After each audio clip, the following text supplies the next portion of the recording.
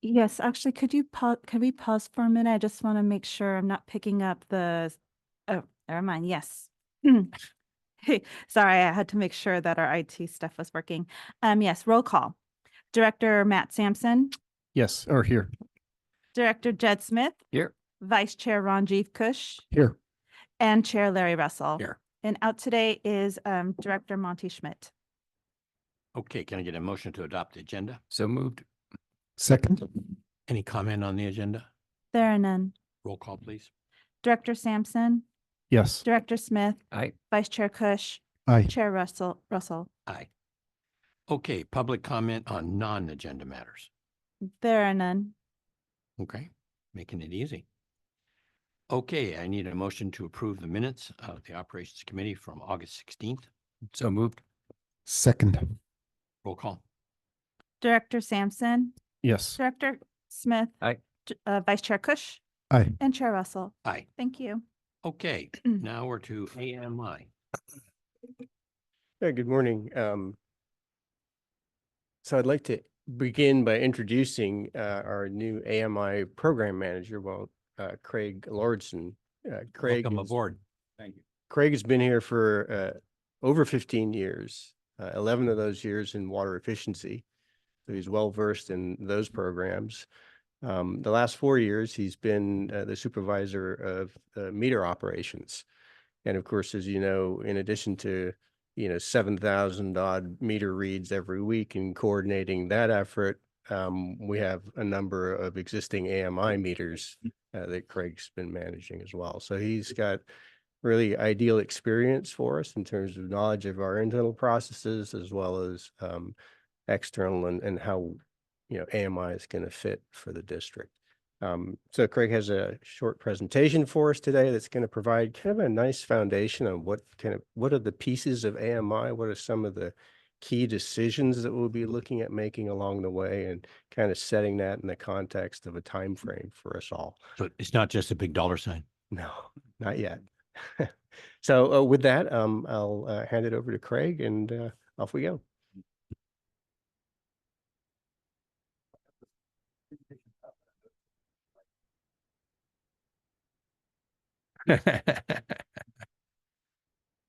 You have to speak up.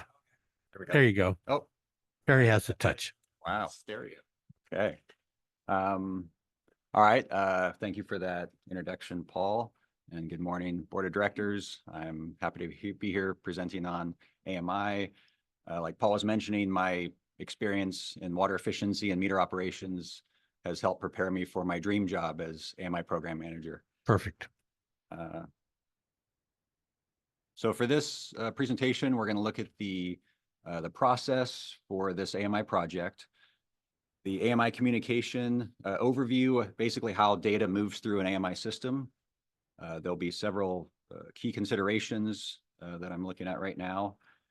We'll look at the AMI pilots and equipment portal testing. Some are already in place, some are upcoming, and there'll be an update on the existing AMI. We'll look at the project schedule and then finish with next steps.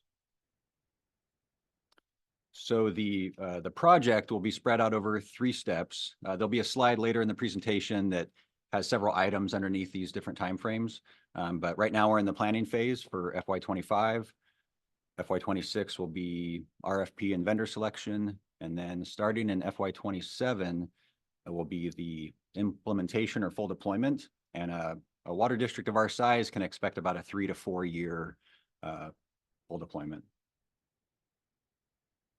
So I think it's important to be on the same page of what components are involved in an AMI system and how data moves through it. I've split it up into 3 stages here, and on the next slide we'll zoom in a little further. But it always starts out with a meter, and the meter needs to be able to collect data and transmit it through the air. The next stage is a way to collect that data and move it to the cloud. And then finally, the data ends up in 3 places: billing integration, the utility portal, and the customer portal.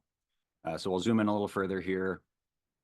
We're still starting with the meter, but that transmission device, that transmitter, often called an endpoint. So we have 5,500 of these in the ground. That's wired to the meter register, and that's what gets that read into the air. Now, some vendors do the endpoint and meter register are separate devices. Others do kind of an all-in-one, like this one. The endpoint and the register are one piece. Same thing with this, all-in-one, no wire. So different vendors doing different things. Either way, that data moves through the air and is either captured by the existing cellular network in Marin, which we're currently piloting, or radio collectors or gateways. And that's often called a fixed network. So that would be infrastructure that would need to be installed to collect those reads through the air. So the first one is the census. First one you picked up. the first one, so we have predominantly census meters in the ground. This particular endpoint is a Badger cellular okay. endpoint, yeah, which is our pilot. So I guess one nice thing is because no vendor wants to be eliminated, they all seem to work together so that, you might have a census meter, but you have a Badger endpoint, and, so there is some kind of cross pollination. That way every vendor has the potential to be A piece of the pie. yeah, for sure. So once that data is collected, some vendors only offer cellular, some only offer radio, and some offer a hybrid, a blend of the two technologies. Once it goes to the cloud, that software is hosted by the AMI vendor, and then the data is disseminated to the utility billing, the utility facing portal, and then the customer facing portal. So because there's different vendors out there and there's different methods of putting an AMI system together, there's a lot of considerations that go into all these pieces. So the next few slides will show, working from left to right, we'll cover some of those key considerations that we're currently looking at. Is the battery changeable in the Badger? It is not they have, it's a 10-year warranty that's prorated out to 20, Yeah. but the device hasn't even been in existence for 20 years. So it's hard to say, will it actually go that long? And then pretty much all small digital meters have batteries. Some claim 20-year, but it's usually prorated out to 20. Some of the large meters are offering battery replacement. That gets tricky because everything needs to be, sealed, watertight. There's a risk to changing batteries. And some vendors say in 15, 20 years, the technology is going to be so different, you probably want to change the meter anyway versus just the battery swap. So yeah, there are lots of batteries involved with AMI. So the first consideration is the meter itself, meter type, the positive displacement or PD meter. The most common small meter we have in the ground is the Census SR2. It uses a oscillating piston. That's the type of PD it is. Most of ours still have the analog display.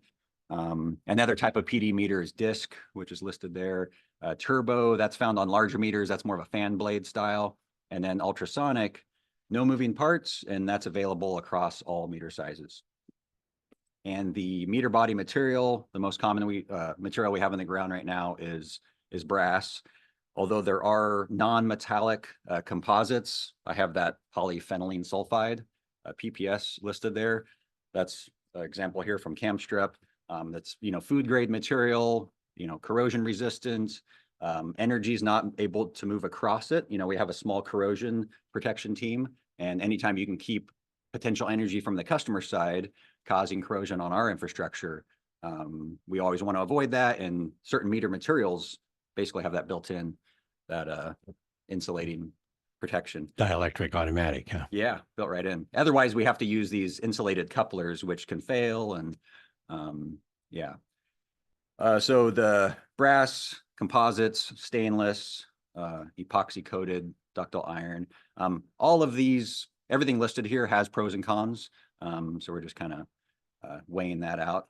Register type, with AMI, it's almost always going to be digital, but there's some vendors that offer an analog or a mechanical register that is wired to the endpoint. So they take that mechanical read and then convert it into a digital read. And one benefit there is that, when a battery dies, you end up with a blank screen, and you're going to get a battery warning, 6 months to a year out that you better change that meter. But if something fails, now you have a blank screen, where a mechanical register will always display a read, and then it'll just send that through that encoder into the AMI system. But I've only seen one case. Petaluma is going with the analog register with the encoder for their AMI project.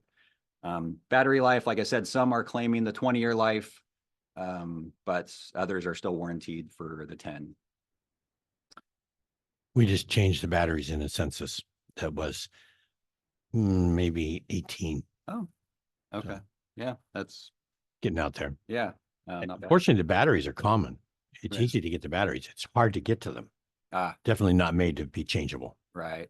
I see. Got it. Yeah, for like these are Yeah, it's completely all sealed, like yeah. siliconed in, so it's. Those weren't that bad. The head was sealed, had a stainless steel strap around it, but it came off in 2 pieces. You just had to get the strap off, Got it.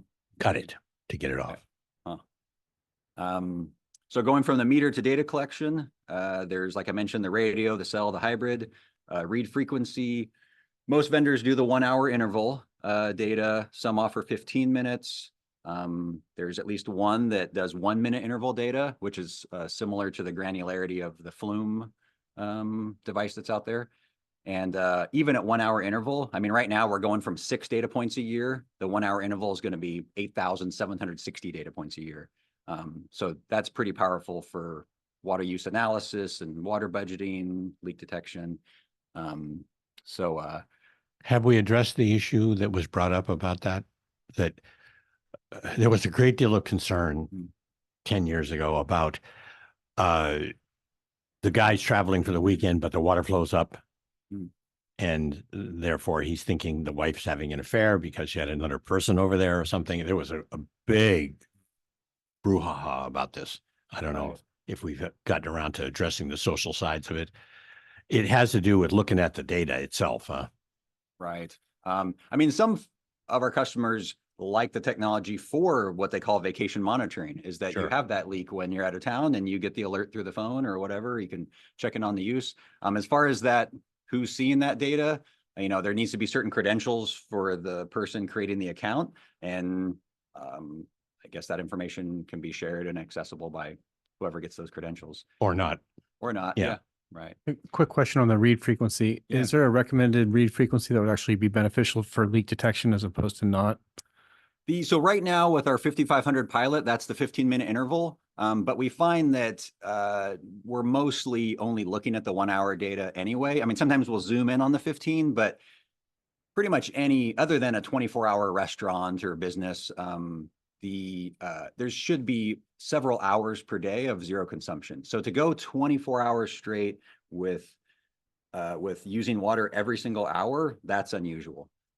So the 15 minutes, you know, can zoom in a little bit further, and the 1 minute interval can actually get into like identifying indoor and outdoor use and the flow rates on irrigation systems. You can really dive in, but we're talking hundreds of thousands of data points a year for the 1 minute interval. So yeah, for as far as leak detection, 1 hour is plenty. Great. Is that the Comstock that has the listening device? Yeah, the acoustic leak detection. Yeah, Yeah. I mentioned that. It's pretty cool. Yes, I for Camstrep about a year ago, I had never heard of the company, and then one of the meter readers in the meter shop lives in an HOA in Petaluma, and the HOA is fed by Petaluma meters out of the sidewalk, but it has sub meters and they use Camstrep, and he's like, "Oh, check this thing out! It's a pretty slick little meter." I was like, just the fact that I never heard of it made me feel it was a little obscure, and you know, but now that I've been in this role, I've been learning a lot more about it. About a year ago, the Danish government sent 6 people here and they went to Sonoma Water, and there was a seminar at Sonoma Water hosted by the Danish government, including lunch at some winery that they trucked everybody up to. But they're very serious about this. Yeah, they've been in Atlanta, Georgia for about 11 years, a distribution plant there. Yeah, they seem to be growing quickly. They're definitely on the list of vendors we're looking at. And then privacy and data security, that's important. Part of my job will be to, find out what data is involved, where it's stored, and what measures are in place to protect it. And then that acoustic leak detection you just mentioned, that's becoming more common across vendors. The Camstrep has it built into the meter. Other vendors are offering a wired sensor that attaches to the curb cock or the plumbing on the district side of the meter. And, historically, AMI has been, the meter and then very customer facing, but with this acoustic leak detection, now we can, listen backwards and actually potentially find leaks on both sides of the meter. And you can triangulate it because you have so many listening devices, you can zero in. Right, because it's all about decibels. So as you get closer to the source, Yeah. those meters are more likely to be near the leak. And then pressure monitoring. Some meters, usually larger meters on some vendors, will have a pressure sensor built into the meter. So that would just give us more pressure data points throughout the system. And then backflow monitoring would show us cases where water is moving from the customer plumbing back to the district side. And that would show up as negative flow through the AMI data. So continuing on, the customer interface is going to be important. There's some considerations there. The direct from AMI vendor is what we're currently piloting, this EyeOnWater, where Badger's the vendor and they have their own EyeOnWater portal. The custom third party would be a software company that doesn't sell AMI equipment, but they're doing amazing things with the data for water use analysis and what you're, projecting your consumption and water budgeting, leak detection. And then there's the standalone versus the integrated into billing. So EyeOnWater is a standalone. A customer has to go to a specific website or app to interact with the data, but they don't see any billing, or they can't pay their bill. They can't see their bill. It's just water use. Where integrated into billing is that one-stop shop where through the Marin Water website, they could say, okay, there's my bill. I can pay it. I can see my use. I can, see leak alerts. So you definitely get more adoption with the all-in-one. Because anybody that takes the time to set up an account for one automatically has the other. That's what we're using now. Right now is the EyeOnWater is the standalone direct from vendor. So yeah, no link between billing and EyeOnWater. Just curious, how many of you guys in the staff have AMI and have used this technology? I'm in Petaluma. I'm going to have AMI within 6 months, and Where then you I have the Flume. Yeah. Have you for water? I was just showing Brett the EyeOnWater app. It is eye-opening. It is. I really hope you guys see the importance of it. It enables me to dial in on an hour by hour, day by day basis exactly what our water use is, and then we can follow irrigation, indoor, outdoor. It is so powerful.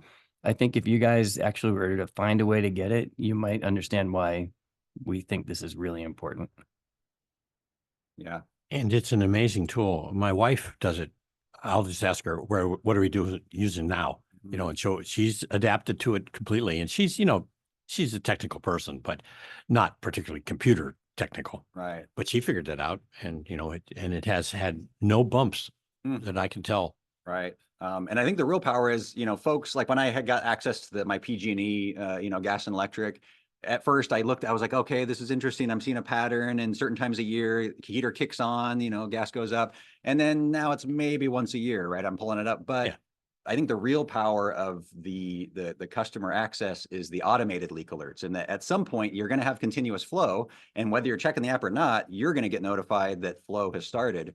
And Day, not 2 months. yeah, not waiting for the bill to show up 2 months Exactly. later. So you'll get that ping, and then you drill down and see what's going on. So you might actually catch a leak the same or next day. Well, what seems to make sense is taking the same data that's coming through the EyeOnWater app and putting it on our site. And so it's all in one. So you go, I think that's probably where we want to aim for. I don't know if that means we have to develop our own app or not, but somebody's doing they'll do it or have our personalization in there. Yeah, there are those third parties that Craig was talking about that will integrate this all into one site, one single login for the customer.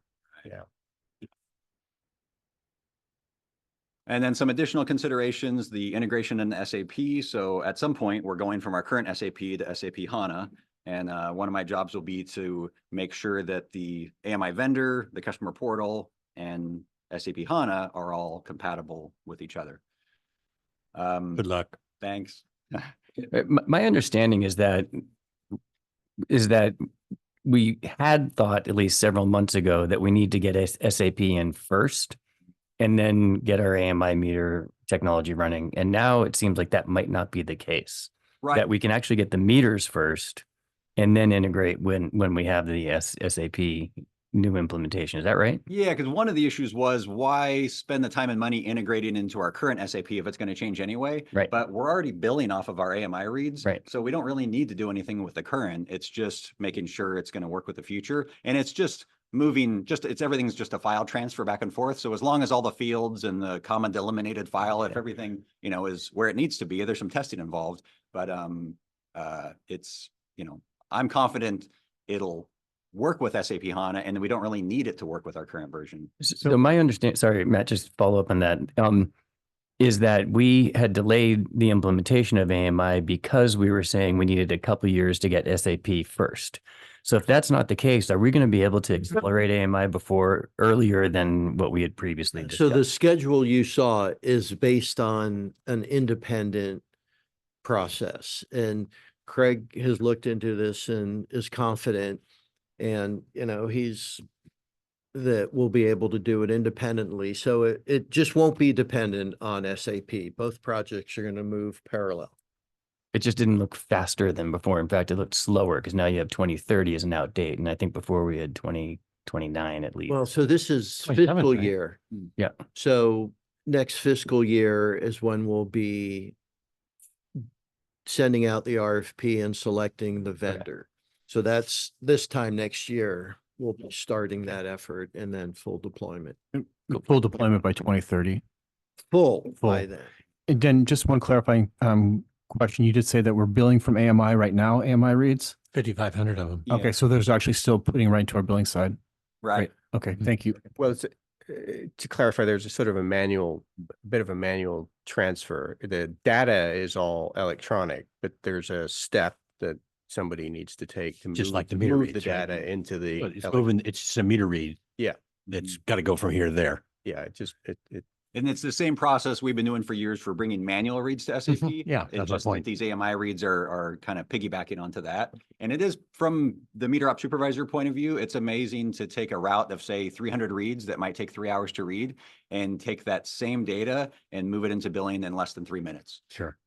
And I can say that everybody in the meter shop is very excited about the future of AMI in Marin, because that 7,000 manual reads a week and all the miles that are walked per day, and all the lids that are pulled to get those reads, that department is very much looking forward to of having AMI, and knowing that the work is going to change, right? Maintaining the system is different than manually reading almost every day.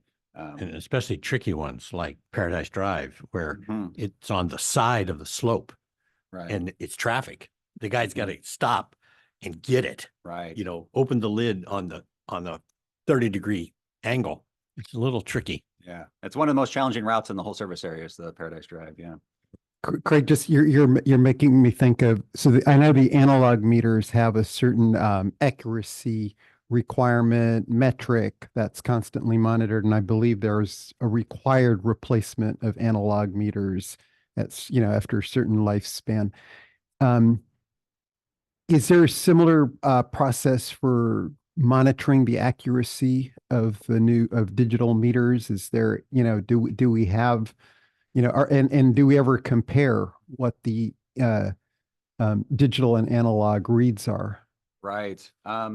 So a lot of our current AMI was actually retrofitting existing mechanical meters, and they just got a new register. So in that case, the accuracy wouldn't change, or any degradation would have happened anyway, because it's the same internal component, the same moving parts.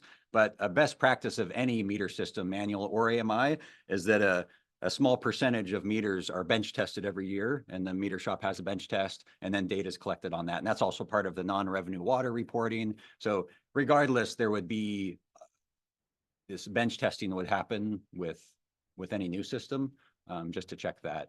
So that's right. You pulling meters out in the shop and volumetrically, okay, you're filling up the 5-gallon bucket or something like that. Sure enough, it's accurate, that sort of verification. Now, the digital, as he was saying, but just to be clear, doesn't have wear parts. So Ultrasonic, yeah. yeah, Oh, ultrasonic particularly.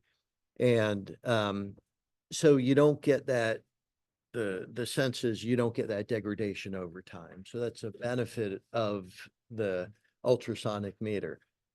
The downside is you don't have a backup analog read, but right, this is the world we're in. And Yeah. Thanks. I was just, while we were, I was checking, I have, I have the AMI from the district and Flume. And, you know, they're not identical, the reads, but close enough. I don't think it affects the actual billing that much. But I was just checking to compare, and we're running 2.8 gallons per minute right now, according to Flume, but nobody's home. So maybe I should be worried. Maybe you should. Yeah, that's not a good sign, Right. Unless the irrigation's on, maybe a drip system or something going. but you should be irrigating at night, not in the daytime, so. Right, yes. so you can't admit it if that's. Right, yeah, because no irrigation after 9 AM. All right. As I recall, and I think it's still the same, the new meters come out set at 105% of the read. So like, So when they deteriorate, then they pass through 100 and then down to the 90s. right, actually, the AWWA specifications which they're all held to is that it's also depends on meter size, but for definitely all small meters is 100% plus or minus 1.5%.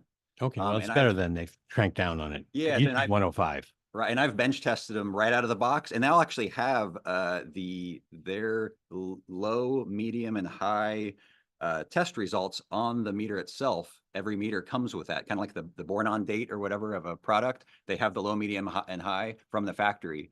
But then I've tested meters that are 15, 20 years old, and they'll be running at 90% or 85%. Yeah. So we know that the mechanical meters definitely lose accuracy over time. Well, AMI vendors used to advertise that, you know, you switch out and you switch out all the meters and you save, you get increased income of X amount, which comes from resetting the error Yeah. or the wear out of the meters. So it's kind of artificial, you know, because you've got a program that's doing that automatically, Right. basically. Right. And with ultrasonic, hopefully you keep that accuracy through the life of the meter. So continuing on the business processes and policies, these are going to affect departments like customer service, you know, billing, water efficiency, meter operations. Once you start getting those reads through the air, it just changes the way, you know, these processes work. There'll need to be an opt-out policy, a way to deal with implausible reads where the billing system expects a certain window depending on historical use of the consumption is expected to be, you know, between these 2 points. Well, if it's a certain percentage above that, what's our process for that? Is it a phone call, an email, rolling a truck if it's that much higher than expected? So as the data is pouring in, you know, we can't just blindly send it all to billing, but there needs to be some, you know, reviewing the data. And that's where the implausible flags will let us know what's out of the ordinary. The opt-outs, that's going to be a key policy consideration that we'll be talking a lot more about.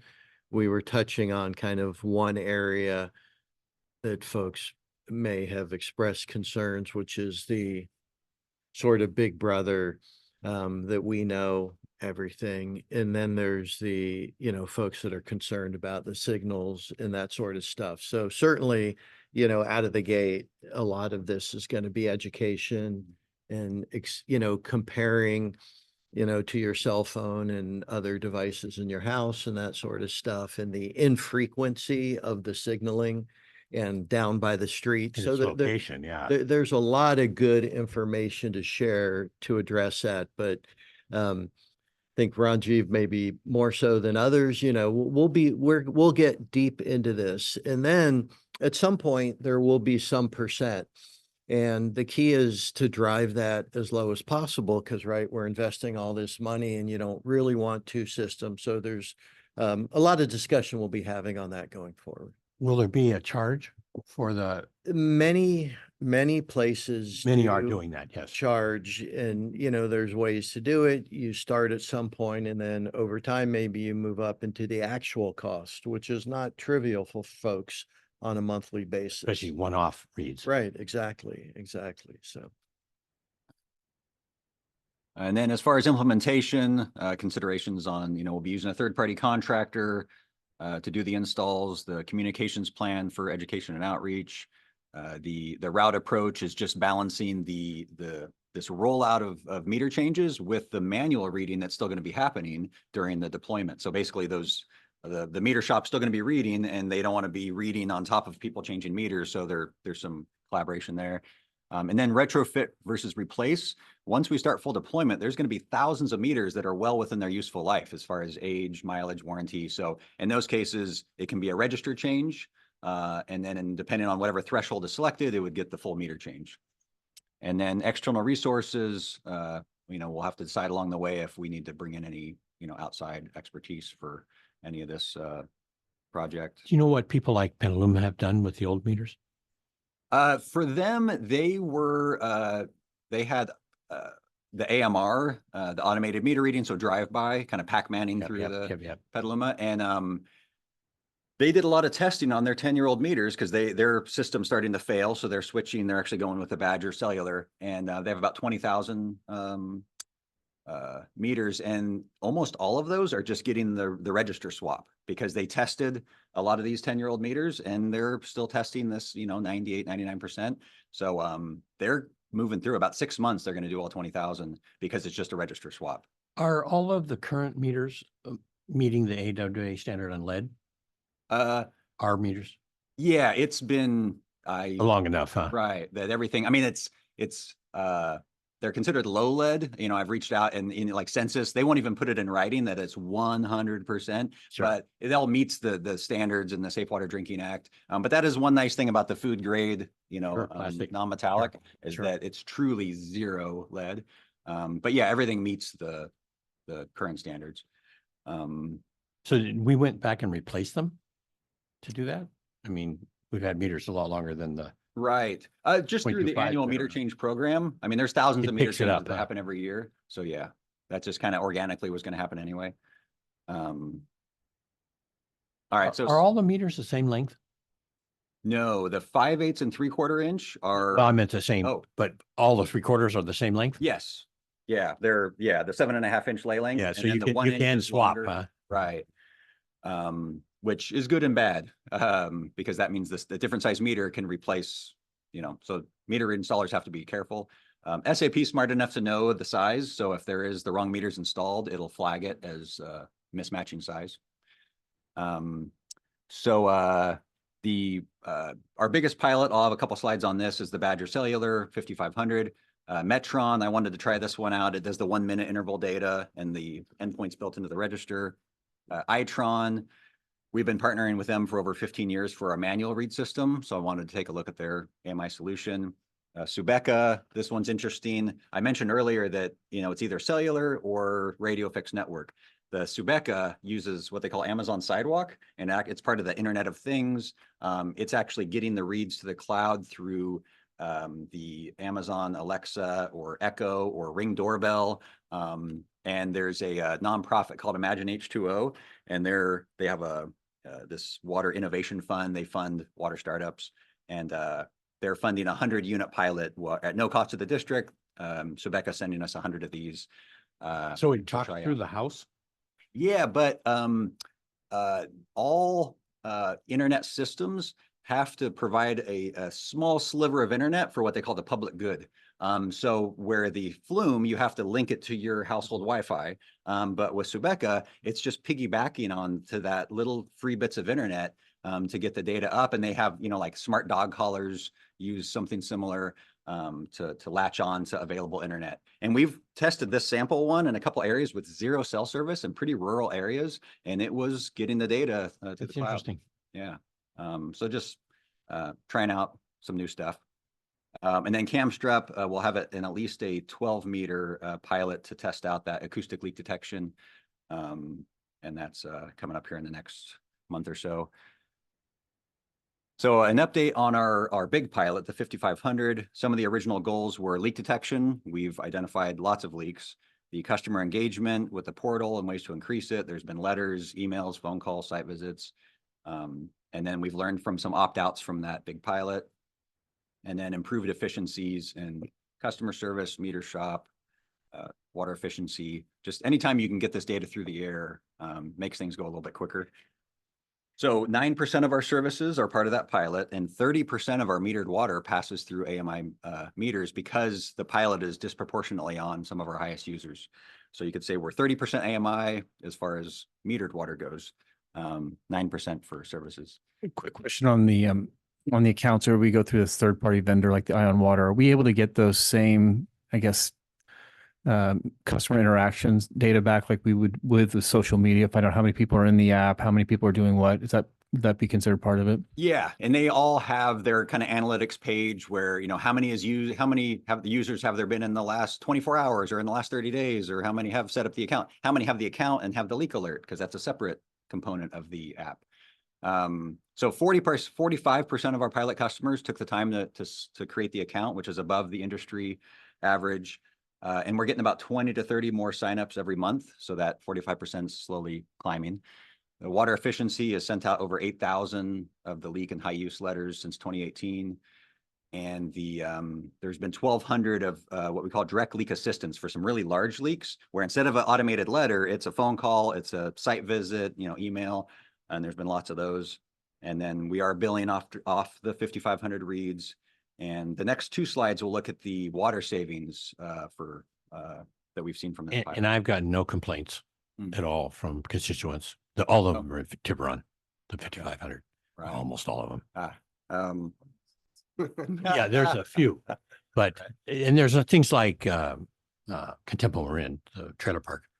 But the test was in Tiburon, so. That's where it started. There are some pockets in Corte Madera, Santa Fe. So yeah, definitely started in Tiburon and then it's kind of spread out since. And then we've also allowed some opt-ins along the way. So I'll have two examples of water savings through the AMI pilot. It's all single family residential, which is the bulk of these meters. So I looked at 2017 when there was no AMI, and then 2023 when this sample was all AMI. And you might remember between 2017 and 2023, there was a historic drought. So there was naturally quite a bit of, reduction in water use. But across the board, all single family customers reduced water use 2017 to 2023. But this subset of 3,759 reduced an additional 3.4% on top of that, overall average. So not a huge number, but, everybody dropped and the AMI dropped further. So I wanted to zoom in because you can see from those dots we are, very much clustered, the Belvedere Tiburon, but then there's other clusters and some individual ones. I wanted to zoom in on more of a, like a side-by-side comparison. So that red square there is 2 routes in Corte Madera. And this is a nice side-by-side. The green icons were upgraded to AMI in 2020. And the blue icons is a neighboring meter reading route that was not upgraded and to this day has no AMI. So I looked at the same time frame, 2017 to 2023. Again, on average, there was a reduction across the board, but that AMI route experienced an additional 7.25% reduction in use. And this is a nice comparison because it's, same microclimate, for example. We're not comparing Sausalito to North Santa Fe. There's going to be, similar irrigation needs for these 2 routes. So nice savings there. I think the savings is the fact that, at least in large part due to the fact you can see the data. Mhm. You don't have to wait 2 months Right. to find out you've been screwing up, Yeah. Yeah, I would say too on the savings, these are 2 isolated kind of looks at it. And before we want to commit to savings, we want to take a bit of a broader look, and Sure. we're still thinking about how to analyze some of this data and see if there are things that we can tease out of there. but it's encouraging. But it's very encouraging. For sure. So 2 examples there, and that'll be ongoing analysis. That's equal to a couple thousand acres. Yeah. Yeah, Yeah, exactly. right. Or nothing.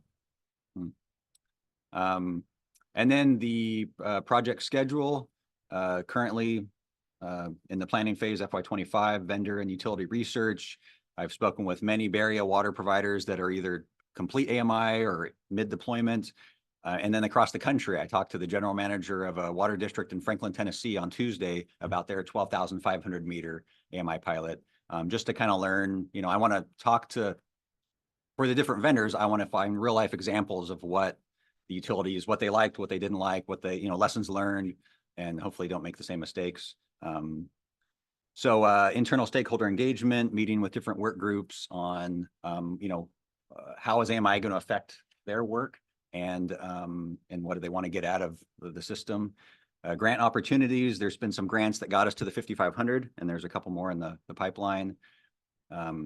This will be, FY25 will be the early discussions on IT preparation for future integration, and then the communications plan. And then FY26, the RFP, vendor selection, proof of concept. Once a vendor selected, we want to put in at least 1 or 2 routes and make sure that data moves through that path, right? From the meter, transmits, collects, and ends up in the billing and the portals. So proof of concept, and then public outreach will be a big part of that, the pilot rollout. And then once a vendor selected, we know what the product looks like and start the education and outreach on that. So Craig, if I could, so this planning is largely to inform the complex RFP development process. Is that fair? For So sure. yeah, it's a very complex RFP contractual process, and there's so many moving parts and approaches. And so this is really to set up a good, strong RFP to give us choices, but also to be able to make decisions that aren't challenged. And it really is complicated. And then the FY26 is launching the RFP and then going through the selection process and then the contract development process. But if we can do this quicker, we're going to try, right? I mean, that's the intent. This is a current thinking, but it's not, we aren't going to be limited in speed based on this. Right. To that end, I would suggest that when you talk to these guys like Tennessee, Mhm. that you ask them for their RFP. I Good. have a collection Good. growing of Good. RFPs, right? Good place to start. Mhm. See what their thinking was. You know, it's a bit like dealing with a pool of crocodiles, Mm. you know, and the crocodiles are waiting for you. Right. And, you know, it's tricky Mhm. to get. I'm very impressed with your level of enthusiasm and your knowledge Thank you. in this area. And that's a good place to start. You are such a breath of fresh air Oh. compared to what has been at the district in AMI over the years. Mm. So I'm very pleased. Thank you. But like I say, you still got to remember the crocodiles are just waiting. Right. You know, you got a handful of chicken and they want that chicken. And, you know, you got to keep that in mind, you know, that they're always, you know, I'm the best crocodile, Yeah. right? Mm-hmm. Right. Yeah, I'm seeing that pattern. And I that's why I'm working with the utility so much, because I feel like we're on the same side. And then what can I learn from them? Absolutely. And how did they navigate the crocodiles? Craig, So- just one more question on planning. It's striking to see that by targeting just 9% of our services, we were able to reach 30% of our metered water. I wonder if, you'll build in an effort to continue to prioritize those high water users so that the bulk of the benefit that we're going to realize may happen much sooner than 2030. If we do it in a really targeted approach. Right. Yeah. The common method is to get it in the ground as quick as possible, is to do it, route by route, because there is this logical Right. path. Right. And then the army of installers can just kind of move down the street. But we could also target the areas with the higher users along the way, or those particular routes maybe first. Does it work that way? Like neighbors tend to be the high users?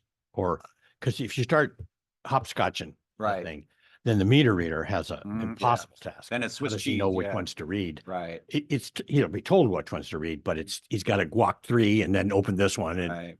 But it's really- generally, we do have routes that have probably the larger properties and that kind of thing. So we can kind of plan in that accordance generally. Because if you have an area with relatively larger parcels, there tends to be Right. more irrigated areas, Sure, and maybe sure. more, indoor plumbing fixtures on the larger properties. So, but it is going to be that dance of the installers avoiding the meter readers, because that's, once it's AMI, we're getting it through the air, but until it still needs to be read manually. And I'd say, I think I recently looked out of our top 15 users for potable water. I think 13 are already on AMI. So and some of those are the ones that we monthly bill. So that was an early effort. We're going out there 12 times a year. If we can get that read through the air, You know, and there's the highest users, so they might have more interest in their water use. So full deployment, I'm hoping closer for 3 years for the for full deployment, but we have in there the 27 to 30 for fiscal year. And then during that time, we'll be looking at the business processes, policies, procedures, you know, updating those, and then a public outreach effort throughout that whole deployment and even after to you know, get customers on board with how this benefits them. And the next steps, we're going to continue to learn from our existing pilots and product testing, implement the Subeca and Camstrup, kind of smaller pilots, continue to meet with the internal stakeholders, vendors, other agencies, RFP, vendor selection, and staff will keep the board updated along the way. It seems to me we should probably add a step there, which is some kind of a press release to tell people where we are. I mean, you can tell by the overwhelming audience, it's high interest. I don't know how many we have online. Many? Yeah, which surprises me, you know, for this kind of investment, but we need, I think, a press release telling people where we are and what the future beholds. Yeah, we can look into that. That concludes the slides. Thanks. Questions? You know, I really appreciate the presentation, the samples that you brought. You know, that's, I don't think you can, you know, that understate the value of just being able to see things. Craig, we in the past have heard a lot about the pros and cons of cellular versus radio collector, and that was actually brought up, I think, in one of our early discussions on AMI, as you know, challenges with both of those. And you didn't say much about how you're evaluating those two options. Right. What are your thoughts? Yeah, so for pilots, cellular is great, right? Because you can almost put it anywhere and immediately you get data. Where the fixed network, there needs to be a collector, kind of the chicken and the egg, right? There needs to be a collector for those meters to be able to connect. The cost per read is lower with a fixed network. There's that upfront infrastructure cost of putting up these collectors. It brings the cost per read down, but now we're maintaining this infrastructure of these, you know, potentially dozens of these collectors throughout the service area. So a big part of that is the propagation study. So that's where the vendors have the lats and longs of all the services, the pumps, the tanks, the district assets, and they lay out, if you went radio, this is what it would look like, and this is how much it would cost. If you went cellular, this is how much it would cost. And so that'll be one comparison. But and that some vendors only offer one or only offer the other. So if we're, you know, if we select a vendor across, you know, all their benefits, we might just naturally end up with one or the other because they, you know, they might not offer the other option. So, I mean, at this point, we've only done the cellular. You know, we don't have any of the fixed network installed. So the propagation studies will kind of shake out what that would look like. And the, you know, and will affect that decision. Is But it possible we end up with a hybrid system given the challenging topography we have? And that really, like much of our infrastructure, this fits at the nature we're in, a bit of a challenge. Yeah, there's a lot of pieces to it. You know, the propagation study will not only tell you the number of antennas, but how tall they need to be. If it's 100-foot antenna, that may be challenging. If it's 20 feet, you know, we've got plenty of SCADA radio masts at 20 feet around the district. So likely it'd be nice to have a hybrid where you could cover, you know, 60-70% of the reads by radio, and then the others you kind of fill in with some cell phone type meters. So TBD on that's part of this planning phase. It's looking at the options, you know. You may recall, Paul, that I proposed that we look at competing with Comcast on Wi-Fi for the AMI. And there's an outfit in West Marin that provides the Wi-Fi out there. And we actually talked to them about the feasibility of doing it. My rough calc is Comcast does 100 million a year here on Wi-Fi. So it's a big business. And the idea would be to put these regional or local cells that receive the Wi-Fi signal. And then we would offer that as a service as well to the homeowner to say, you can get the Wi-Fi from us instead of getting it from Comcast. Holly Thiel was talking the other day about this, that they were whining about Comcast, about not having enough bandwidth for the Tiburon Peninsula.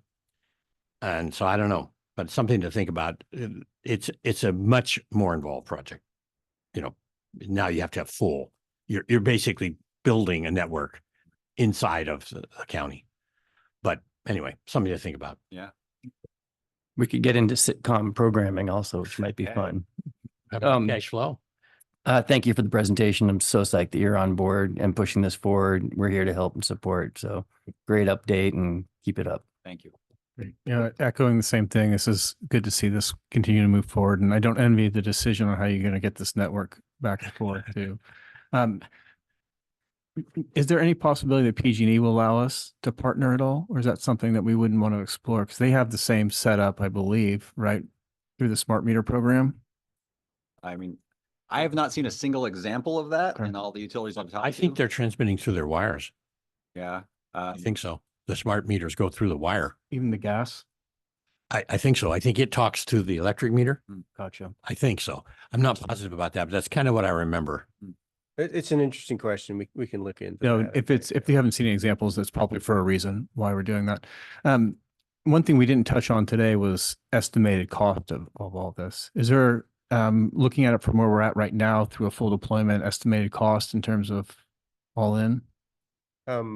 We've been using, if you recall, Brett's analysis a couple months ago in terms of the cost. AMI, I think, was 20 to 25 million. Yeah. That's what we're looking at. Yeah. And I think, to follow up on what Larry was talking about in terms of explaining the story we're moving forward with a lot of the investments we're making, this is a big one, right? Because how much are the Pine Mountain Tunnel tanks, or excuse me, the new tanks that are taking over for Pine Mountain Tunnel?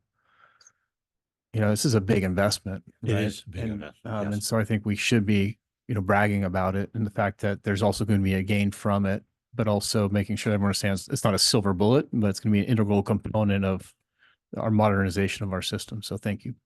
Yeah, just to echo this point, because, we continually get from, very specific stakeholders feedback that we should be prioritizing water efficiency and conservation to the same degree that we look at infrastructure. We are, and it's just not recognized. And so I don't know, continuing to iterate, as Matt is saying, on what we're doing with respect to in this investment may help that. And I also think to, whether it's true or not, to pitch the fact that there's potential for water savings. We think there is. We think there is a water savings, but we know there's a potential for it. Besides the information, having the access, I just love the meter.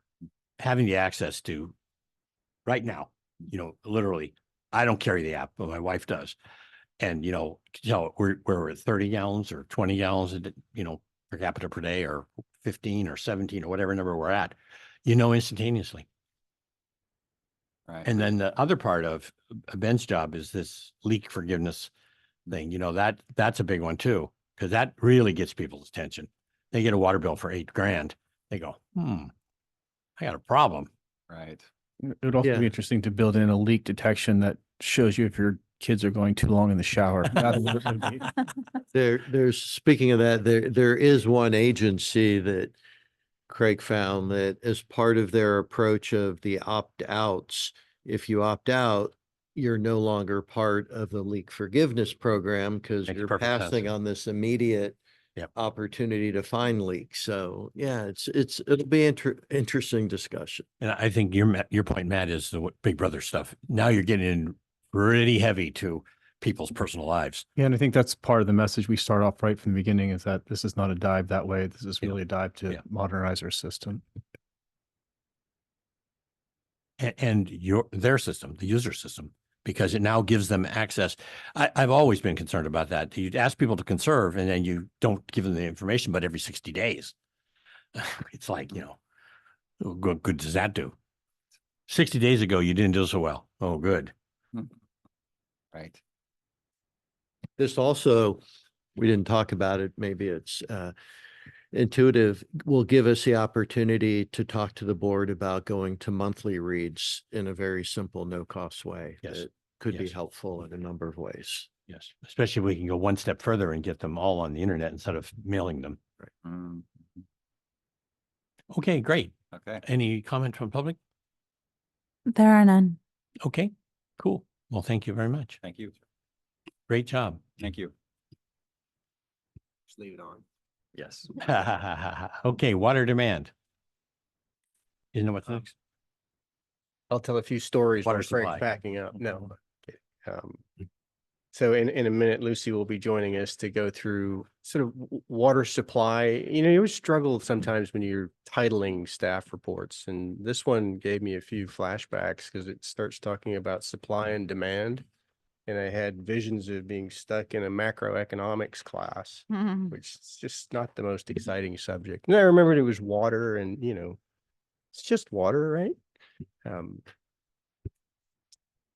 So as Lucy pulls up our presentation today, so it is kind of a step through our supply condition at the moment, and you know, taking a peek going forward, but also looking at the other side of that. What's driving that supply? Why is it where it is in terms of, you know, how is demand? What's the trends on our demand, and should we be thinking about that as we look at water supply opportunities going forward?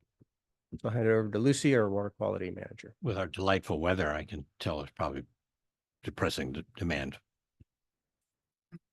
It's good. I was worried Paul would not have time for his joke, so it's good. A good transition. Good morning, Lucy Croy, Water Quality Manager. So as Paul mentioned, I'll go through a water supply update and overview of system demands. We'll start first with just a look at water supply, where we're at now the end of the water year. So we're now in the middle of September. It's ending the water year 2024, and we'll start a new water year at the beginning of October. And then we'll jump into a look at potable demand of what's going on in current trends, and also how that compares to some of the assumptions that went into the roadmap, the water supply resiliency roadmap. So as in previous water supply updates, rainfall has been above average this year. The orange line is this past water year. We've had 62 inches and had a little bit of a late start to the rainfall this year, but caught up quite a bit in January. And another thing to note from this chart is actually the last 3 years have been either average or above average. So coming out of the drought, we've done relatively well hydrologically.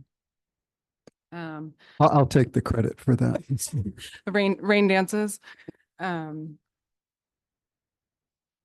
So with those 3 years of relatively good rainfall and operational strategies and conservation from our customers, our storage has also stayed high.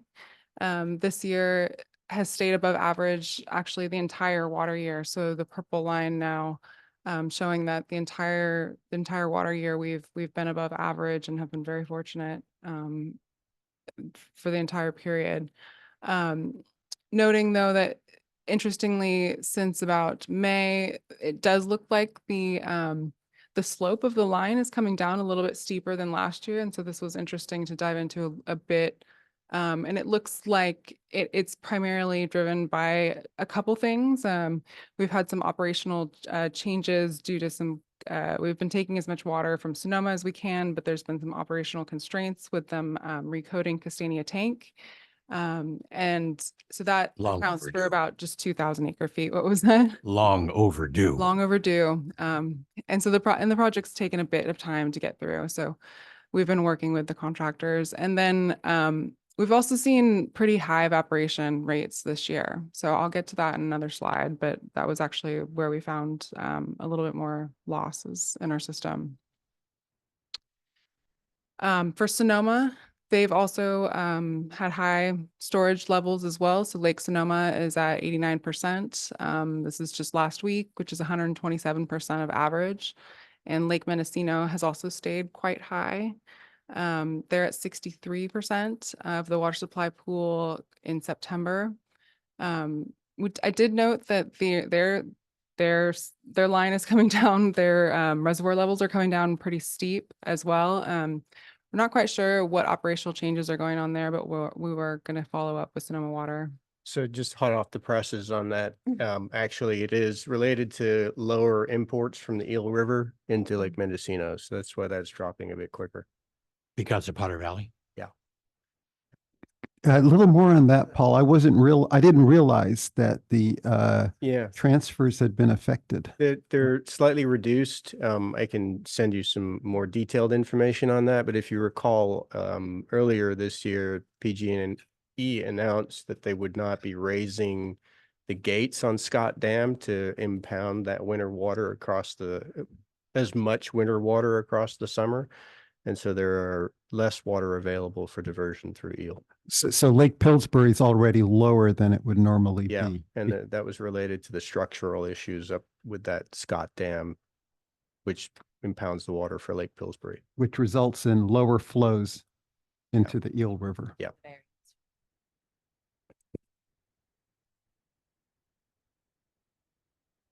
So jumping to production now on our side, this is a monthly look, month by month look at our production over the last 5 years. So 2020 being the high on the left-hand side, the blue. And then this current year in the light blue on the right-hand side. And the most recent data we have is for August, and you'll see that it's just a touch above last year for 2023. It's actually less than 1% high. So the rebound in August was pretty slight. July, we saw about a 6% higher than the year before, but August was pretty much matching what we saw last year. But still, overall, we're about 20% below, 19% below 2020. But it's interesting to see kind of the effects of our climate and the rebound that we're seeing from the drought 4 years ago. So now jumping to temperature this summer, I know I felt like it was very hot this summer, and it was.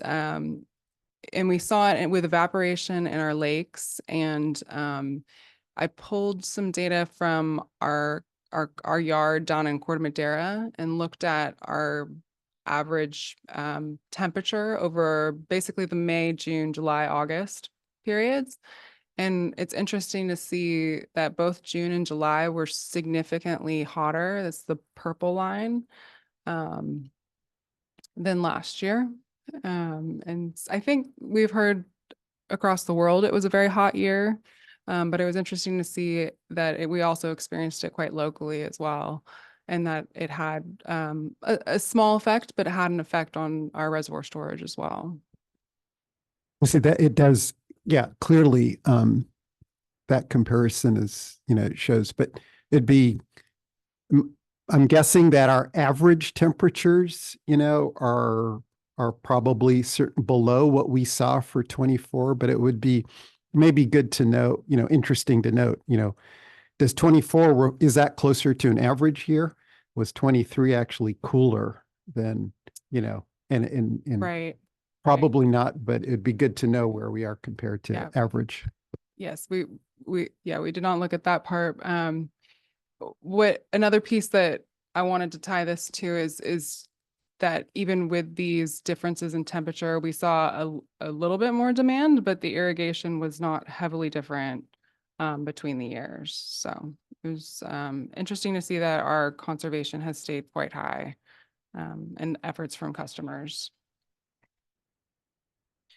So now transitioning from our current trends to a broader discussion about the roadmap and the assumptions that went into the roadmap when we started it about 4 years ago, three years ago. Going into the design of how we were going to approach a resiliency study, we we knew that droughts had an impact on demands and what demands should be fed into any kind of resiliency study. And this chart shows it quite clearly. So in previous droughts, we see that demand steeply falls off. 77 dropped, I think, about half. And then there's a rebound, but we don't always know quite what the rebound will look like. So it's really quite hard to see some of this chart, but we also have seen recessions impact demand as well. So there's a number of variables that can impact demand. So going into the SWUSA analysis, in 2020, we were experiencing COVID, and then we also had the drought in 2021. So given the unknowns at the time, we actually used a baseline for the SWUSA study that was an average rather than the peak of 2020. So to be conservative of how we would approach the study, we used a 5-year average of 2016 to 2020. And this just shows kind of how that was divvied up between the different sectors and the assumptions that went into the approach of why we use that as a baseline. So this chart shows the historical trends, the blue line being historically our production. So you can see the decline since 2000, that overall, even with these droughts and small rebounds, we have overall seen a decline in our demand. But we don't always know coming out of a drought how long it'll take to rebound. So in doing long-term planning, like we have done with the resiliency study, it's good to have conservative estimates for demand, not only in the short term, but the long term. So you can see the 24,700 was the first 2020 marker. And that's marked just right there in the middle. And then the demands that we forecasted out through 2045 were based on conservation, including conservation efforts, so having a comprehensive conservation program and estimates of population through 2045. I remember many discussions with Lena Roxon about this. Looking at that peak, I remember the discussions about the 35,000 Right. were routine. I mean, there was a fight over, is it high enough? And now, we're 30% lower than that. Right. I mean, we knew in 2020 that demands were high, right? That we'd seen that trend going up, and with COVID, everybody at home, that was sort of our explanation because we're sort of that dormitory community, right? But in developing the strategic water supply assessment, we didn't want to use that peak value of demand. We'd be giving ourselves too easy of a job in terms of water conservation. So we tried to come up with as real an estimate of demand as we could by sort of discounting that peak and averaging. So as Lucy said, we used a 5-year average of demand as the 732 acre feet. That's our starting point for the strategic water supply assessment. Don't forget about the impact of pricing too. Yeah, all of those things are going to be playing in, and I think you can see just from this chart and the prior ones that trough, on the long-term chart, those troughs are really sharp at the bottom, and it's down and right back up. And what we're looking at here is a kind of an extended trough, and it's unclear how we're going to go from here and how long that's going to be, but we'll be tracking It's that across the water business from what I can see. It isn't just us. Yeah, so we'll be tracking that.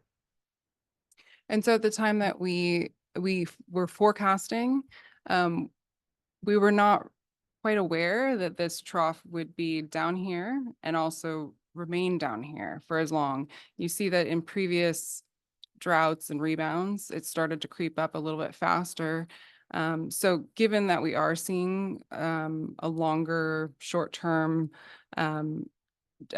decreased demand, we've taken a look at how an adjusted forecast of demand may look given this adjustment that we're seeing right now with current conservation levels.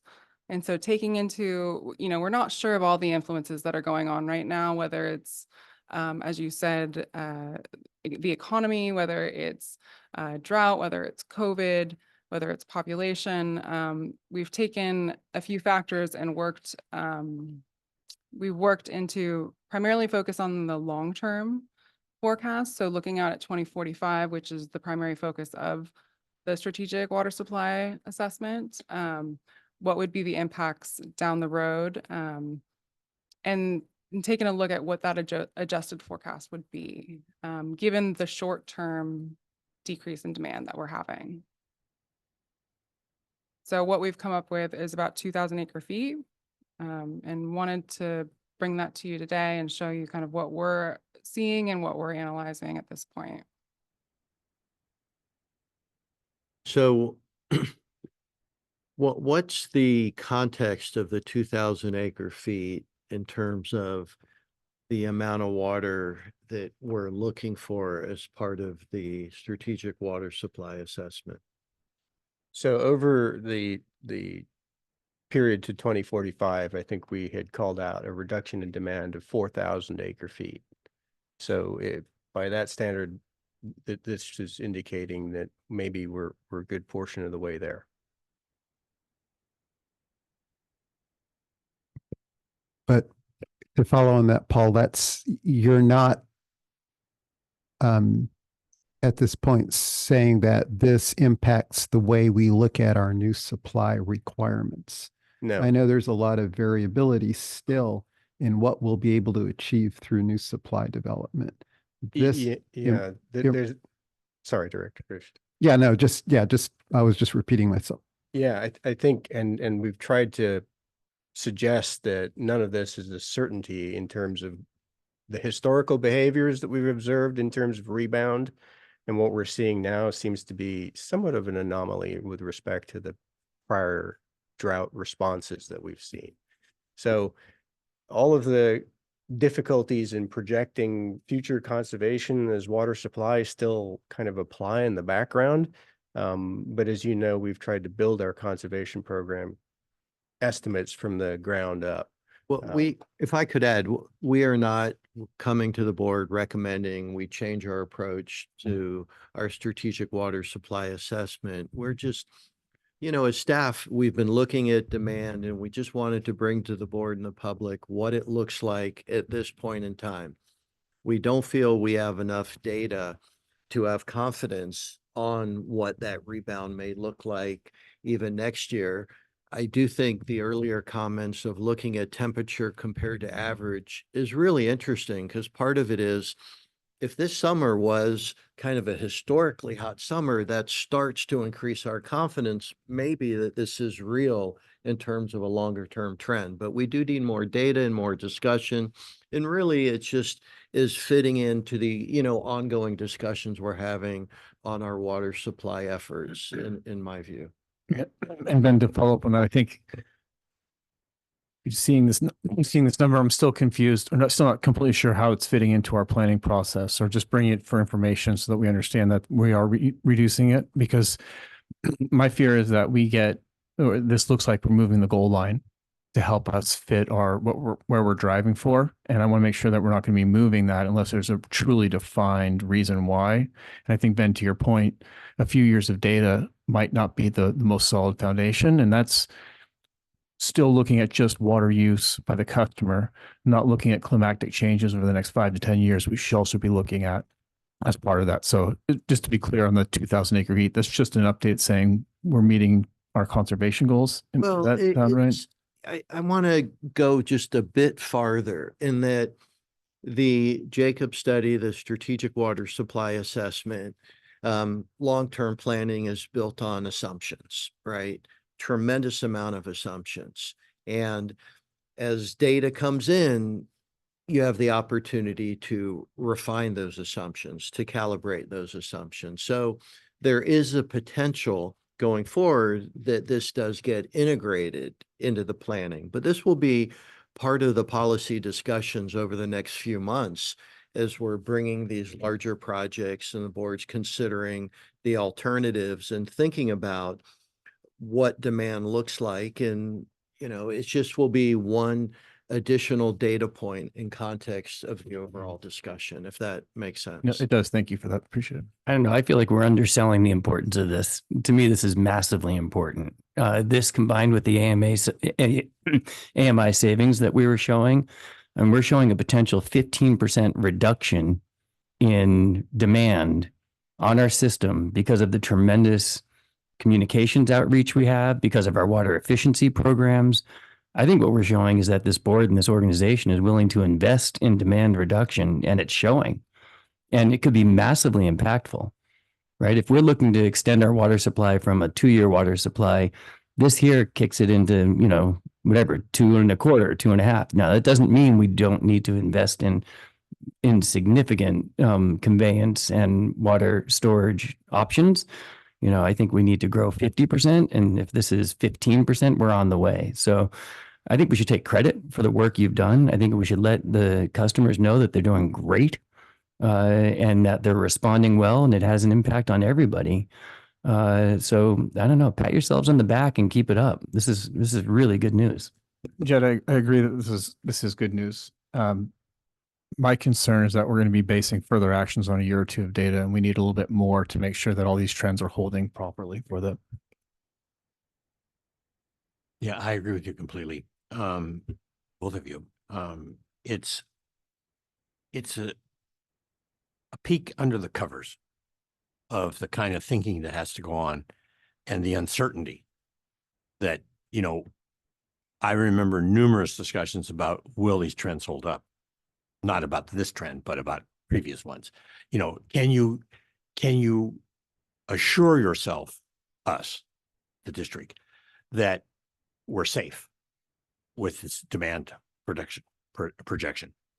That is the tricky part. And unfortunately, I can assure you that it is a judgment call.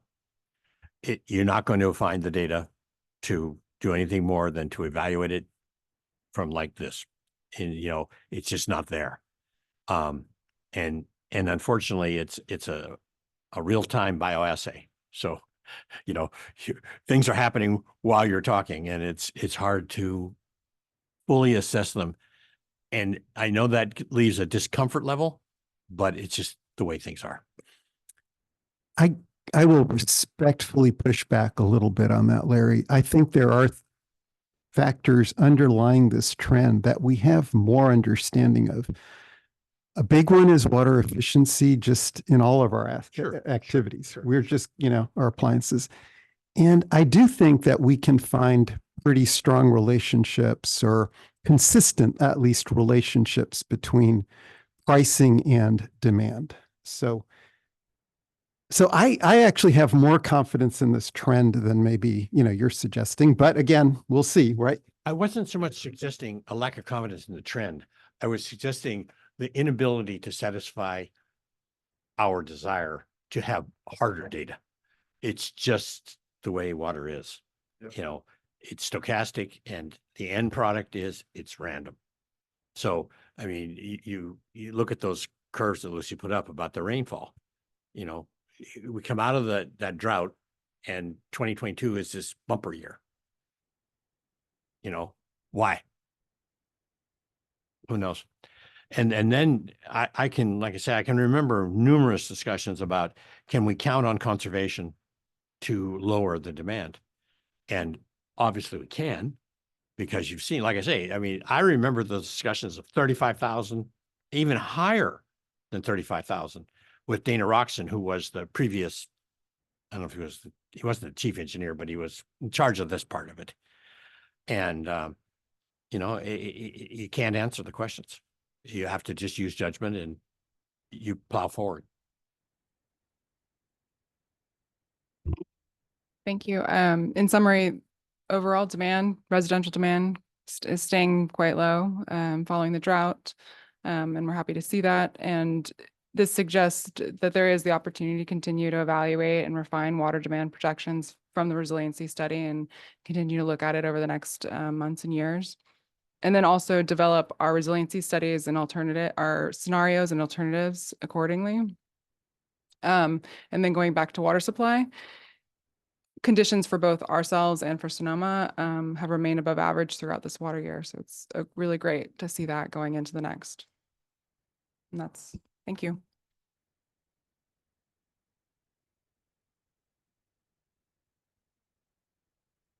Oh, yeah. Sorry, I was thinking about something else. Public comment? Yes, Mr. Ed Jamison, please. Hear me? Yes. Thanks. It's encouraging to see the minimal rebound of demand. But one of the risks of the SWISA forecast was that it was based upon a 5-year average of 24,700 acre feet annually. But the 2020 drought peak was 26,900 acre feet, 2,200 acre feet higher than the 5-year average. So this encouraging minimal rebound so far appears to roughly cover SWISA's potential understatement of our drought requirements. I'd also point out that this last winter's rainfall was the most regular that I recall, allowing me to turn off my drip irrigation system for most of the winter. I've never been able to do that before. So I believe last winter's demand was likely atypically low because of the unusually regular rainfall. In short, I believe this is encouraging, but I agree that it's premature to think of reducing our drought production need estimate. Thank you. Thank you. There are no further speakers. Okay, well, with that, we'll adjourn. Thank you.